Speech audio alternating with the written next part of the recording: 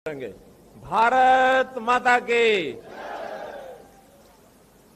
भाई जो 30 साल पहले का जगाधरी यमुनानगर ये यमुना जिला था, आवाज वैसी नहीं आई जैसे उस समय मिलती थी।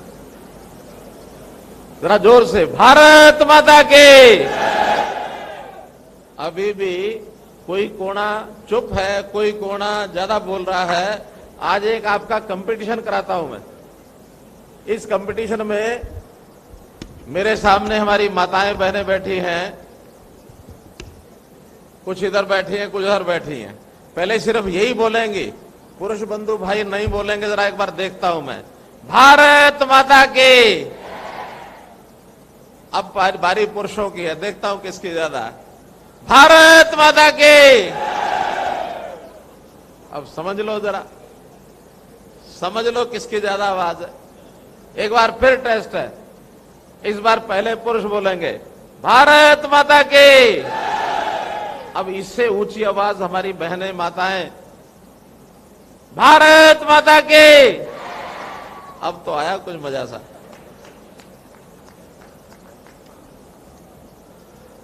बहुत ही मेरी प्यारी ये नगरी है।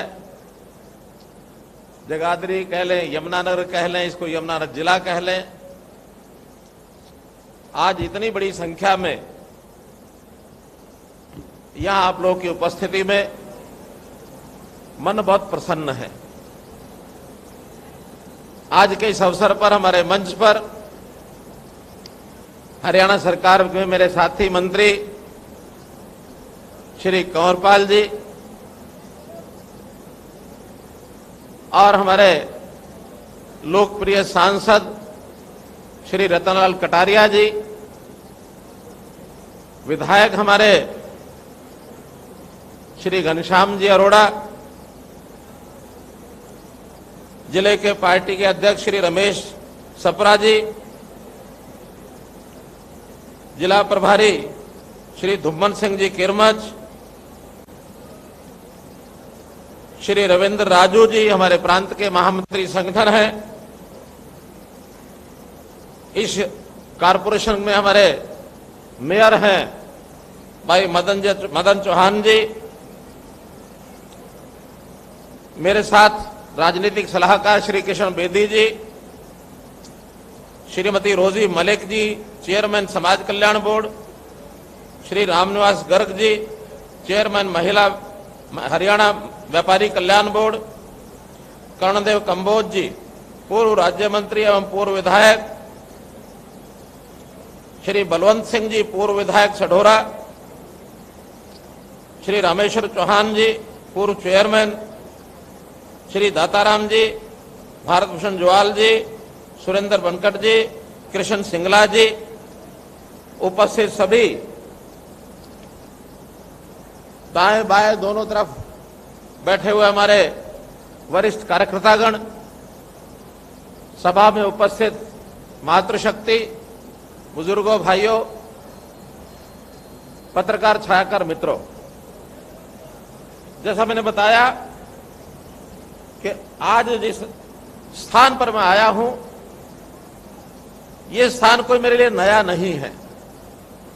यमुनानगर जिला, जगाधरी का शहर हो, यमुनानगर शहर हो, चाहे सरस्वती नगर हो, बिलासपुर हो, सढौरा हो, रादौर हो, और चाहे दूर दराज के गांव हो, इस इलाके में मेरे सार्वजनिक जीवन का सबसे ज्यादा समय लगा है। सबसे ज्यादा अगर हरियाणा में मैंने समय लगाया है तो इस इलाके में लगाया है, जब घर परिवार छोड़ करके और समाज सेवा के लिए निकला था। उस समय के यमुनानगर के वो 6 साल का अनुभव बहुत ही मेरा अनुभव, जिसको कहना चाहिए खुशी भरा, एक निराला, एक जीवन में उत्साह भरने वाला ऐसा अनुभव। अगर मैं आपको एक घटना सुनाता हूं, जब मैं यहां से जाने के बाद दूसरे क्षेत्र में हिसार, सिरसा, फतेहाबाद, भिवानी, महेंद्रगढ़, उस इलाके में गया, तो एक दिन, उस समय तो कोई गाड़ियां वाहन भी नहीं थे, हमको बसों पर चलना पड़ता था। बस निकल गई देर से और कोई बस थी नहीं, एक ट्रक वाले को हाथ दिया, मैंने कहा भी मुझे लेके चल, रोहतक तक लेके चल, महेंद्रगढ़ से चलना था। रास्ते में परिचय होने लगा, भाई कहाँ के रहने वाले हो? कहने लगा मैं जमुनानगर का रहने वाला हूं। अब उसको पता नहीं था कि मैं आगे क्या पूछूंगा। मैंने कहा अच्छा जमुनानगर में कौन से मोहल्ले के हो? क्योंकि यहां तो मोहल्ला मोहल्ला जानता हूं मैं। कह रही जी जमुनानगर तो नहीं, थोड़ा सा आगे। मैंने कहा थोड़ा आगे कहां? जगाधरी। कहने जी छछरौली ओढ़ी। फिर भी उसने ये नहीं कहा छछरौली, छछरौली ओढ़ी। मैं समझ गया कि छछरौली की तरफ। मैंने कहा भी छछरौली की तरफ तो आगे खिजराबाद उस समय ज्यादा नाम प्रसिद्ध था, अब तो प्रतापनगर हो गया, या कोट की साइड में। कहने लगे जी आप कोट जानते हो? मैंने कहा हाँ मैं लेदा, लेदी, कोट, कोट बसावा सिंह, कोट सरकारी, ये सब जानता हूं। कहने लगे कोट से भी थोड़ा सा आगे। मैंने कहा आगे तो नगला नगली है। कि जी और थोड़ा सा आगे। मैंने कहा आगे तो वो गांव एक था, उसका नाम मुझे याद था, आगे तो छोटा सा एक गांव है मध्यपुर, बिल्कुल हिमाचल के बाउंड्री पर है, पहाड़ के अंदर है, सड़क नहीं जाती। मैंने कहा तो मध्यपुर है। कहने लगा हाँ मैं मध्यपुर का रहने वाला हूं। यानी 100 परिवारों का वो एक गांव है, छोटा सा, झुपड़ियां हैं वहां, कोई मकान भी पक्का उस समय तो नहीं था, आज तो बन गए होंगे, आज तो बता रहे वहां सड़क भी बन गई है। लेकिन वो बड़ा हैरान हुआ कि यहां महेंद्रगढ़ में और मेरा मध्यपुर का नाम ये जानता है व्यक्ति कौन है। बातचीत चली, खैर विषय खत्म हुआ, तो ये अनुभव ऐसे ऐसे इस इलाके के साथ जो मेरा एक लंबे समय का अनुभव है, इसके साथ हमेशा जब भी कोई बात आई है आगे बढ़ करके हम लोगों ने किया है। यहां पर लगातार मेरा दौरा हुआ है, जब भी जो बातें यहां के लोगों ने बताई वो सारी पूरी की गई। और आज भी सब हमारे वक्ताओं ने, हो सकता है मेरे से पहले वाले वक्ताओं ने भी वो बातें की होंगी, लेकिन हमारे विधायक हैं, मंत्री हैं, सांसद हैं, इन्होंने तो सब कहा ही है कि ये सारे काम करने हैं। मित्रों कोई कमी नहीं छोड़ी जाएगी, लेकिन मैं अभी नहीं बताऊंगा, वो बातें अंत में बताऊंगा, नहीं तो फिर आप सुन करके कहेंगे हमारा काम तो पूरा हो गया इसलिए चलो। इसलिए पहले तो मैं इस सारे इलाके के बारे में ये भी जानता हूं कि एक धार्मिक और सांस्कृतिक इलाका है। चाहे यहां सरस्वती नदी का उद्गम स्थान है, आदि बद्री है, चाहे लोहगढ़ का स्थान है, चाहे कपाल मोचन है, चाहे साधु डेरा जिसका नाम अब सढोरा है उसकी बात हम कहें, जगाधरी यमुनानगर के आसपास बड़े ऐतिहासिक स्थान भी हैं। तो उन सब स्थानों के बारे में हम सब लोगों को जानकारी है, लेकिन उसका महत्व आज जो देश और दुनिया के लोग जानते हैं उसका महत्व शायद हमारे लिए उतना बड़ा महत्व उसका नहीं होता है। तो इसलिए उन स्थानों के महत्व को समझते हुए हमने उनका भी विकास करना है। लोहगढ़ का किला, बंदा वीर बैरागी 7 साल तक उनका वो किला रहा। उन्होंने यहां देश विरोधी ताकतें जो थी उनका मुकाबला किया। तो इस प्रकार से इन सारे स्थानों के ऊपर यहां आना जाना हमारा सबका है। ये एक औद्योगिक नगरी भी है। उस औद्योगिक नगरी के नाते हम जैसा देखते हैं यहाँ पीतल के बर्तन हैं, यहाँ अपने स्टील के बर्तन हैं, यहाँ एल्यूमिनियम के बर्तन हैं, यहाँ मशीनरी का भी भरपूर यहाँ उपयोग होता है। देश और दुनिया में सब जगह बड़ी बड़ी मशीनरी यहाँ से जाती है।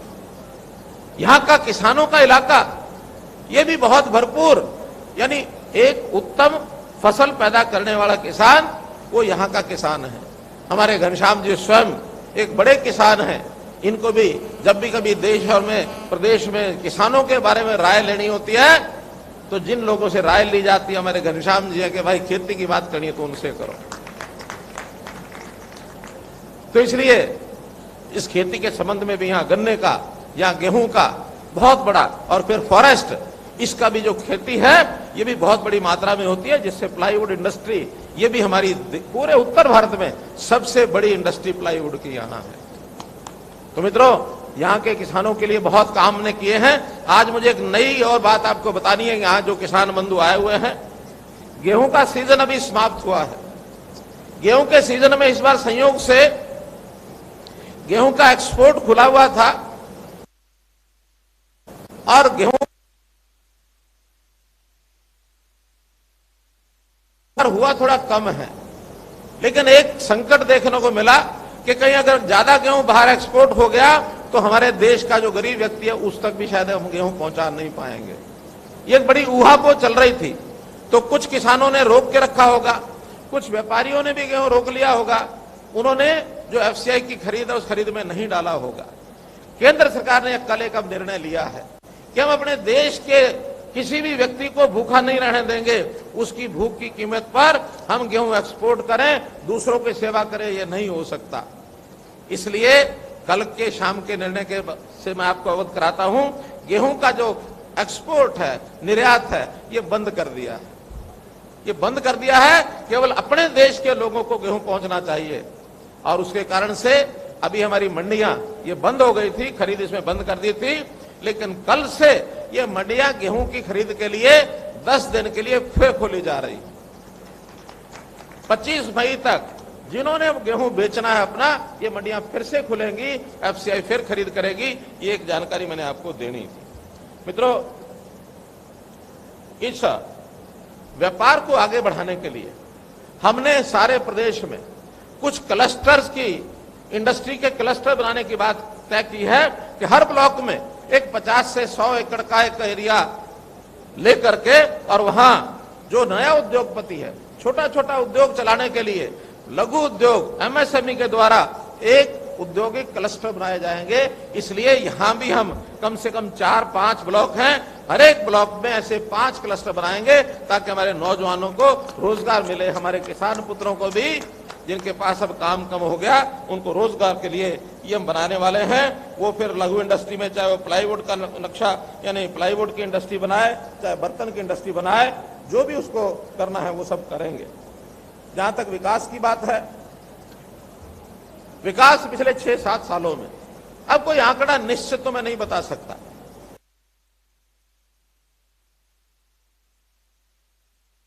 यहां जो ईस्टर्न कॉरिडोर बन रहा है, कलकत्ता से लेकर अमृतसर तक का जो मार्ग बन रहा है, वो हमारे पास बना दिया है, तो सैकड़ों हजारों करोड़ रुपए इन बड़े बड़े आइटम्स पर भी लग रहे हैं। लेकिन हरियाणा सरकार ने भी पिछले कुछ वर्षों के अंदर जैसा बताया है कि किसी के साथ भेदभाव हम करते नहीं हैं। मैं अगर पिछले 3 साल का आंकड़ा बताता हूं तो इस इलाके के अंदर 1023 करोड़ रुपया इस जिले में हमने लगाया है, बिना किसी भेदभाव के।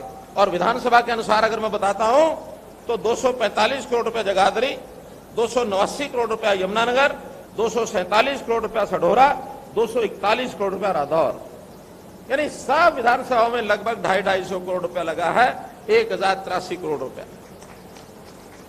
और उसके नाते से आज भी 9 जो शिलान्यास और उद्घाटन प्रोजेक्ट्स हैं उनका किया है, लगभग 350 करोड़ रुपए के प्रोजेक्ट्स ये आज किए गए। तो इसलिए कोई भी काम हम इसमें पीछे छोड़ने वाले नहीं हैं। पूरे प्रदेश में सड़कों का जाल ये हमारा पूरा बिछा है। सड़कों के जाल में 17 नेशनल हाईवे मंजूर हुए हैं, जिसके अंदर 6 पूरे हो चुके हैं, 11 पर काम चल रहा है। और उन नेशनल हाईवेज में जैसा हमारा ये यमुनानगर से लेकर के और पेहवा तक, रादौर, लाडवा, कुरुक्षेत्र, पेहवा और आगे पटियाला तक, ये नेशनल हाईवे मंजूर हो चुका है। 4 लेन का ये नेशनल हाईवे, ये अब कुछ तो बन चुका, कुछ बनना शुरू हो जाएगा। कुरुक्षेत्र का बाईपास भी इसमें शामिल है। तो इस नाते से ये हमारा, इसी प्रकार एक रेलवे का प्रोजेक्ट करनाल से यमुनानगर, ये भी मंजूर हो चुका है, इसका भी सर्वे हो रहा है। करनाल से और यमुनानगर तक की रेलवे लाइन ये हमारी बनेगी, इस पर भी हम लोग और बहुत जल्दी इसका लाभ हम ले सकेंगे। बड़े बड़े कामों में अगर मैं कहूं तो दिल्ली के इर्द गिर्द केएमपी का एक प्रोजेक्ट 135 किलोमीटर का, और वो 135 किलोमीटर के कारण से जो लोग पहले दिल्ली से अंदर होकर के और तब पश्चिम भारत में जाते थे, दक्षिण भारत में जाते थे, अब उनको वहां जाने की आवश्यकता नहीं है। दिल्ली से बाहर केएमपी का कुंडली मानेसर पलवल रोड बना है, ये भी एक लाइफ लाइन बनी है हरियाणा की। वहां औद्योगिक इकाइयां भी बहुत ज्यादा बन रही हैं। जहां तक उद्योग के विस्तार की बात है, क्योंकि जहां डिमांड होती है वहीं उद्योग होता है। अभी तक ये सारा उद्योग गुड़गांव केंद्रित था, गुरुग्राम केंद्रित, उस इलाके में चाहे रेवाड़ी जिला है, चाहे झज्जर है, चाहे गुड़गांव है, रोहतक है, सोनीपत है, उसके इर्द गिर्द था, दिल्ली के इर्द गिर्द। लेकिन मित्रों, अब चंडीगढ़ के इर्द गिर्द इस उद्योग की हमने योजना बनाई है कि वो चंडीगढ़ के इर्द गिर्द हमारे जो जिले हैं, जिसमें पंचकुला है, यमुनानगर है, अंबाला है, कुरुक्षेत्र है, अब इन जिलों के अंदर उतना ही उद्योग जितना गुड़गांव में है, उतना उद्योग अभी इन जिलों में लेके आने वाले हैं। इसलिए एक बहुत बड़ा विस्तार इस काम यहां कर रहे हैं।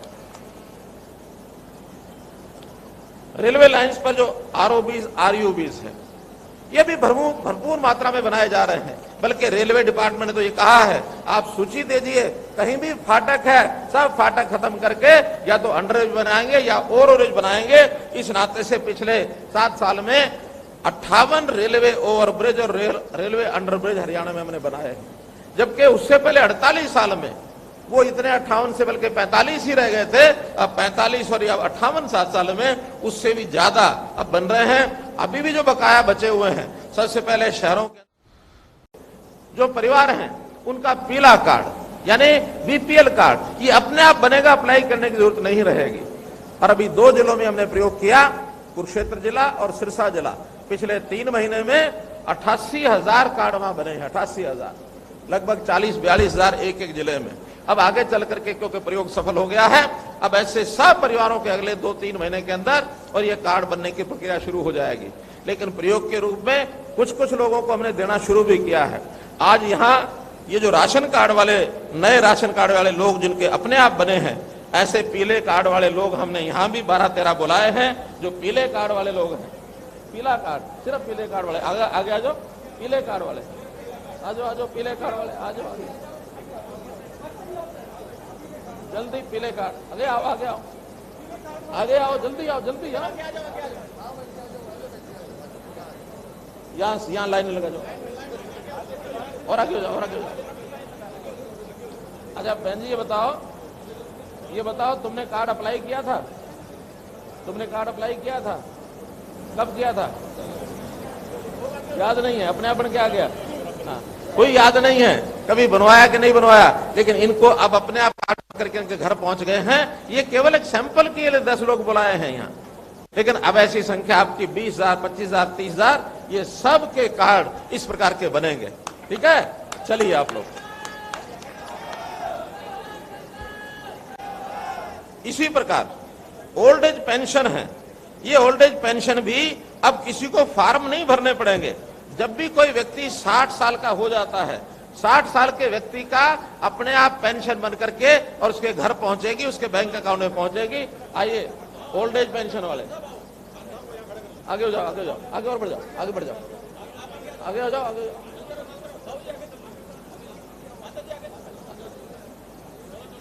चलो, और आगे बढ़ जाओ। क्यों बाबा, ये अपने आप पेंशन बन के आई नहीं आई? अपने आप आई? आपको कहीं जाना तो नहीं पड़ा? कहीं नहीं जाना पड़ा। हमने सबकी डेट ऑफ बर्थ लिख दी है परिवार पहचान पत्र में, और जिस दिन 60 साल में 1 महीना रह जाता है, सरकारी अधिकारी उनके यहाँ चला जाता है, एक साइन करा के ले आता है, और अगले महीने से इनको अपने आप पेंशन मिलनी शुरू हो जाती है। ठीक है कि नहीं है? ठीक है ना? चलिए, बहुत बहुत बधाई आपको। और इसी प्रकार एक काम हमने, जो गरीब परिवार हैं उनको रोजगार अपने आप कैसे मिले, अब उसके अंदर सबसे पहले जो सबसे निम्न लेवल के यानी जो आय के नाते से ऐसे लोग हैं, उनके घरों से एक व्यक्ति को बुला करके मैंने रोजगार मेले लगाए। क्या वो काम करना चाहता है, उसको लोन की जरूरत है तो बैंक से लोन दिलवाया, सरकार से उसको सब्सिडी चाहिए तो वो देंगे, उसको ट्रेनिंग करानी तो ट्रेनिंग कराएंगे, ताकि वो व्यक्ति 15-20 हजार रुपया महीना कमाना शुरू कर दे। उसको अपने पैरों पर खड़ा करने के लिए हमने काम कराया है। तो इसलिए ये भी यहाँ 10-12 लोग बुलाए हैं। आइए बाबा, कितना लोन मिला है? सुनो, कितना? 1,30,000। बहुत अच्छा। आपको कितना मिला है? 1,30,000। 1 लाख रुपया। 1 लाख। तुम्हारे कितने पैसे मिले? 1 लाख। तुम्हारे? हाँ, तुम्हारे बहुत बढ़िया। तो ये योजनाएं अलग अलग 58 योजनाएं हमने वहां लोगों को बताई, लेकिन ज्यादा योजनाओं में जो लोग आए हैं उन्होंने कहा जी हम तो अपने घर में दुधारू पशु बांधेंगे, गाय भैंस 2-3 जिसने कहा उसको उतना पैसा बैंक से हमने दिलवा दिया ताकि इनको पैसा मिले और ये अपने व्यवसाय को शुरू कर सके। लगभग प्रदेश में 40,000 लोगों को ये सहायता मिल चुकी है। हमारा टारगेट 1 लाख लोगों का भी है। ताकि ये बैंकों से, सरकार से जो लाभ लेना ले सके। इनको जगह जगह घूमना नहीं पड़ेगा। ब्लॉक वाइज हमने मेले 570 मेले लगाए हैं और अगले महीने से ये मेले और दोबारा से भी लगेंगे, ताकि कोई भी परिवार 1 लाख से नीचे अगर आमदन का है, काम कर सकता है, तो कम से कम 2 लाख रुपया साल पर वो पहुंच जाए। ये हम योजना इसकी बना रहे हैं। भाइयों बहनों, सरकार के नाते आगे बढ़कर के लोगों की सेवा करना, ये हमारा एक लक्ष्य है। पहले लोग घूमते थे, दफ्तरों के चक्कर काटते थे कि हमको ये चाहिए, ये चाहिए। अब हमने कहा कि नहीं, हमारे पास डाटा होना चाहिए, आपके पास क्या नहीं है। अगर आप गरीब हैं, एक लेवल से ऊपर नहीं हैं, तो सरकार आपके पास आएगी, आपके घर में आके सेवा देगी। इसलिए सरकार आपके घर तक पहुंचेगी, लाभ आपके घर तक पहुंचेगा। ये योजना आज तक किसी ने नहीं बनाई है। तो मित्रों, ये सारे काम करने का हमारा एक ही मकसद है कि हम लोग जनता के प्रति एक हमारे मन में एक संवेदनशीलता है, एक मन में प्रेम है कि कोई गरीब परिवार रह गया, किसी कारण से रह गया, आज अगर उसको हमने ऊपर नहीं उठाया तो फिर आगे चल करके गलत रास्ते पर पहुंचेगा। इसलिए इन कामों को हम लोग कर रहे हैं। शिक्षा के नाते हम शिक्षा के लिए बहुत प्रबंध कर रहे हैं। शिक्षा मंत्री जी ने सब बताया है। लड़कियों के लिए कॉलेज 20 किलोमीटर के दायरे में कॉलेज जरूर होगा और हमने हरियाणा में लगभग सब कॉलेज जितने नए बनाने थे सब हो गए हैं। इसके बाद उन शिक्षा वाले विद्यार्थियों को, लड़के हों चाहे लड़कियां हों, उनको हुनर सिखाएंगे ताकि वो अपने काम करने लायक भी वो सब बन सकें। इसी प्रकार हमने नई नौकरियों के लिए भी common test, common eligibility test, ये हमने ये किया है ताकि लोगों को साल में एक बार फार्म भर के एग्जाम देना है, रोज रोज नहीं जाना। जो योग्य होगा उसको नौकरी मिलती चली जाएगी, चाहे ग्रुप सी की हो चाहे डी हो। रोज रोज चक्कर नहीं काटने पड़ेंगे और 3 साल में फीस भी एक बार देनी पड़ेगी, चाहे उसकी फीस 250 है, 500 है, 1000 है, जितनी भी देनी है वो अलग अलग आय के हिसाब से देनी पड़ेगी, लेकिन उसको भी एक बार ये काम जो है सारा करना पड़ेगा। तो मेरा कहने का भाव ये है कि हम लोग जन सेवा में लगे हैं और जन सेवा करते हुए एक बात का ध्यान और भी हम रख रहे हैं कि इस काम में करते हुए कोई गलत काम ना कर बैठे। भ्रष्टाचार को कैसे रोकना है, ये हमारी प्राथमिकता है। भ्रष्टाचार करने वाला चाहे कोई नेता होगा, चाहे कोई अधिकारी होगा, कर्मचारी होगा, या जनता में जो लोग ऐसे हैं गलत काम करके अपना फायदा उठाते हैं, उन सबको भी रोकना होगा। तो भ्रष्टाचार जैसी बीमारी, यानी कांग्रेस के लोग भ्रष्टाचार के बारे में क्या कहने लग गए, जगह जगह भ्रष्टाचार है। भ्रष्टाचार इससे पहले बहुत था, लेकिन उनकी आदतें क्या थी, भ्रष्टाचारी के साथ मिल जाना, ना कुछ करना, उनको पकड़ना, ना खुद कुछ करना। चोर चोर मौसेरे भाई ऐसे होते थे, समझौता करते थे, किसी को पकड़ते नहीं थे।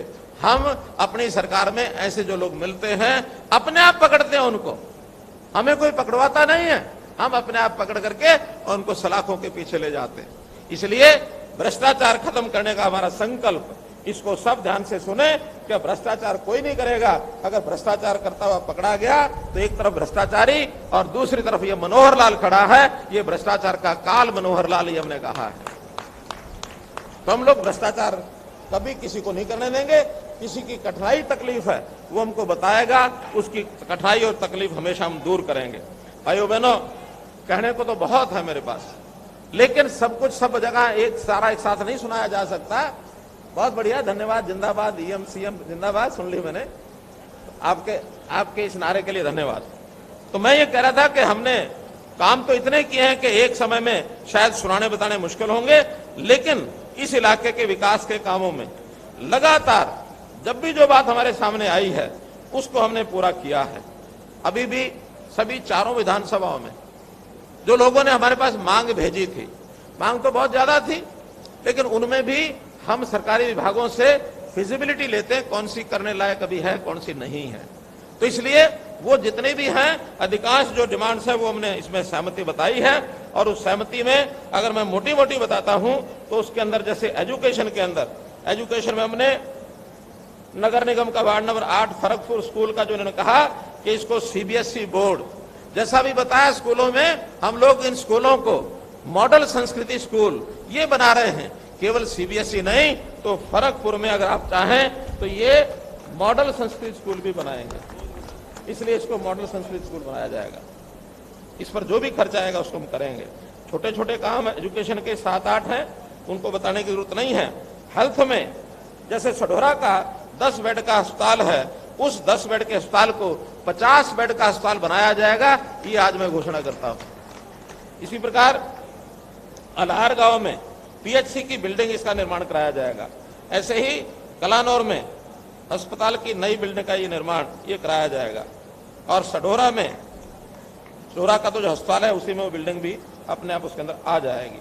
ऐसे जो मार्केटिंग बोर्ड की सड़कें हैं, बहुत बड़ी संख्या इसमें बताई गई है, तो उसमें से कुल 41 सड़कें वो मंजूर की गई हैं। उन 41 सड़कों के अंदर ज्यादातर सड़कें सढौरा और रदौर जगह सभी विधानसभाओं की हैं। तो ऐसी 41 सड़कें 27 करोड़ रुपया इसके लिए, सबके लिए मंजूर किया जाता है। क्योंकि इतनी ज्यादा है, पढ़ने लगूंगा तो इसी में समय लग जाएगा। इसमें जो एक बड़े बड़े काम हैं, 5 करोड़ का स्पेशल रिपेयर ऑफ रोड, जिस मंडी में हम बैठे ये कार्यक्रम कर रहे हैं, इस मंडी की सड़कें ये भी मुरम्मत के लिए जरूरी है, इसके लिए अलग से 5 करोड़ रुपया और वो मंजूर किया जाता है।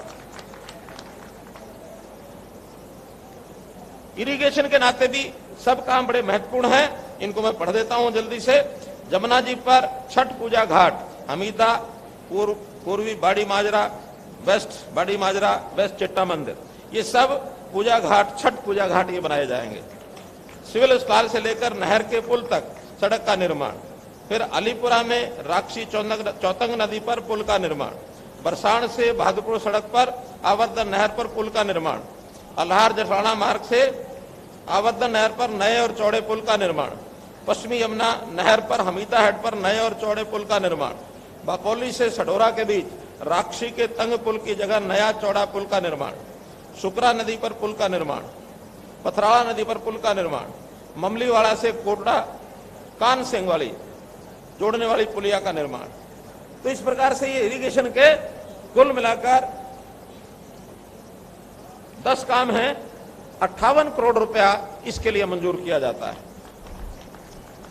पब्लिक हेल्थ के भी जो छोटे बड़े काम हैं, इनके लिए भी 7 करोड़ रुपया और ये मंजूर किया जाता है। ऐसे ही पीडब्ल्यूडी के मित्रों काम बहुत हैं, और जितने इन्होंने लिख के दिए हैं पढ़ूंगा तो यही शाम हो जाएगी। मैं टोटल बता देता हूं कि इन टोटल जो काम हैं 114 काम पीडब्ल्यूडी के, जो अलग अलग विधानसभाओं के, यमुनानगर 13, जगाधरी 31, सढौरा 42, रादौर 28, ऐसे 114 काम छोटे बड़े सब मिलाकर के 129 करोड़ रुपया इस काम पर खर्च आएगा। ये सारे मंजूर किए जाते हैं। और इसमें अगर कोई उल्लेखनीय बड़ा का काम बताना हो कोई, तो उसमें यमुनानगर विधानसभा में पीडब्ल्यूडी रेस्ट हाउस, इसके अंदर इसका नवीनीकरण किया जाएगा, लगभग 5 करोड़ रुपया इसके ऊपर खर्च आएगा। ऐसे Yamunanagar Khajuri Jatrana road up to Gumthala 37 crore रुपया ये भी इसमें शामिल है। Construction road Kalam Sadhaura road Shahbad Pammuwara 5.5 crore रुपया इसमें शामिल है। इसी प्रकार 3 करोड़ 13 लाख रुपया रदौर में रदौर से वाया बपोली सढौरा कुणगढ़ खिड़की ब्राह्मणान, इसका 3 करोड़ 12 लाख रुपया इसमें शामिल है। ये सब 2-3 करोड़ से जो ऊपर जो काम है वो बता रहा हूं। छछरौली कोट टू बरौली माजरा ये 4.5 करोड़ का काम शामिल है। जगाधरी बिलासपुर सलेमपुर बांगड़ ये भी 3 करोड़ का काम इसमें शामिल है। लेदा खातर से कोतरखाना खान सिंह ये भी 2 करोड़ का काम इसमें शामिल है। इसी प्रकार दादूपुर खदरी रोड ये भी 3 करोड़ का काम इसमें शामिल है। इसके बाद जगाधरी शहर के लिए एक्सीएन और एसडीओ ऑफिस, इसके भवन निर्माण के लिए 15 करोड़ ये भी मंजूर किया है। मित्रों जो कुछ नगर परिषद नगर निगम के काम छोटे छोटे बहुत काम हैं, ऐसे ही ग्रामीण क्षेत्र में पंचायतों के काम, इनकी भी संख्या लगभग 200 है। तो ऐसे ये 300-400 जो काम हैं, इनके लिए हमने ब्लॉक के अनुसार पैसे मंजूर कर दिए हैं, और उसमें भी पूरे जिले के जो शहरी इलाके का जो है, जिसमें हमारी 4 नगर नगर निगम और 3 नगर पालिकाएं, 2 ही है नगर पालिकाएं, रादौर और सढौरा और यमुनानगर नगर परिषद, इनका सब मिलाकर 155 करोड़ रुपया ये उन अलग कामों के लिए अलग से आएगा।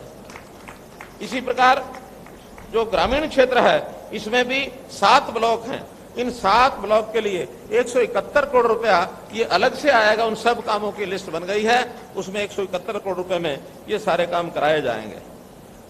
और आज जिन कामों का शिलान्यास उद्घाटन किया है ये कुल मिलाकर 334 करोड़ रुपए का ये सारा काम भी आज, जिसके अंदर एक नहर जो है अपनी यहाँ की, उस नहर के ऊपर जो काम हो रहा है वो भी इसी के अंदर शामिल है। उस पर 288 करोड़ आएगा।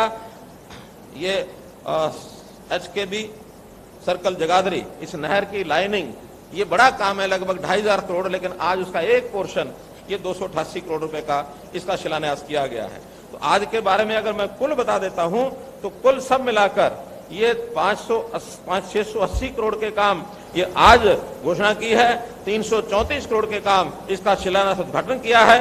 तो ऐसे 1014 करोड़ रुपए के कुल कामों की घोषणा ये आज मैं कर रहा हूं इस रैली में। और मैं समझता हूं आज तक जितनी रैलियां यहां हुई हैं 114 करोड़ रुपए का काम इससे पहले कभी नहीं बताया, कभी नहीं किया। तो आज के इस अवसर पर इन सब कामों की घोषणाओं करते हुए, आपको ये समर्पित करते हुए मैं अपनी बात समाप्त करता हूं। बहुत बहुत धन्यवाद, बहुत बहुत आभार।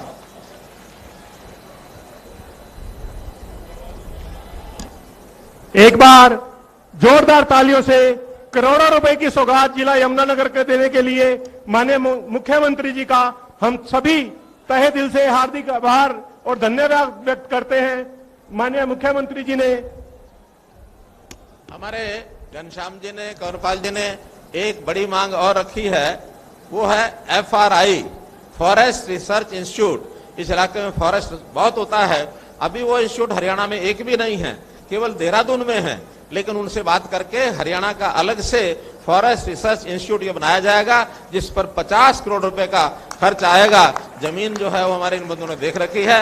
और इसी प्रकार खिजराबाद, जिसको प्रतापनगर कहते हैं, उनके जितने ऑफिस है और वहां जो लड़कियों का कॉलेज है, लड़कियों का है कि कोएड है,